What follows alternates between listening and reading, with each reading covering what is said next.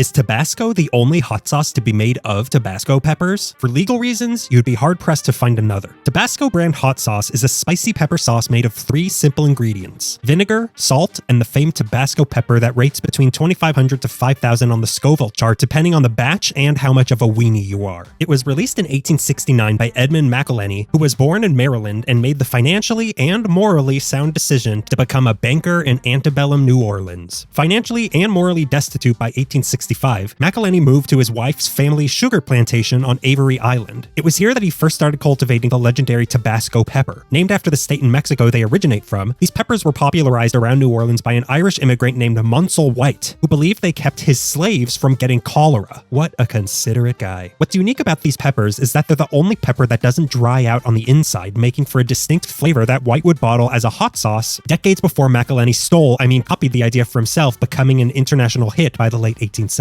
Sold sealed in green wax, which the modern design harkens back to today, and with a sprinkler-type nozzle like it still has now because McIlhenny felt with how concentrated it is, it's best used in moderation rather than poured. To which I say, don't tell me how to live. But with such a popular flavoring, why aren't there more Tabasco pepper-based hot sauces? Because the McIlhenny family sued anyone else who tried. Going as far back as 1898, they have been taking legal action against any other hot sauce that put the word Tabasco on the label, even though it's just the name of the pepper. You're free to make a hot sauce out of Tabasco peppers, but the second you put that on the label, you can expect a call from a McIlhenny, and it won't be to see if their hot sauce is curing your cholera. They've been successful enough in these lawsuits that companies don't even bother using Tabascos anymore to avoid any possibility of an issue, instead opting for the much less problematic cayenne, the official pepper of the public domain. My review? It's kind of hard to judge a hot sauce because it's not really meant to be tasted on its own, but when it's on something, you're mostly tasting what it's on. But I'm gonna try to do it anyway. On its own, this has a very unique and iconic taste with a lot of tanginess, and when eaten just out of a spoon is really quite hot. On food, it's not right for everything, but on the things it is right for, it adds a really nice extra layer in heat. So my rating out of 5 peppers is 4.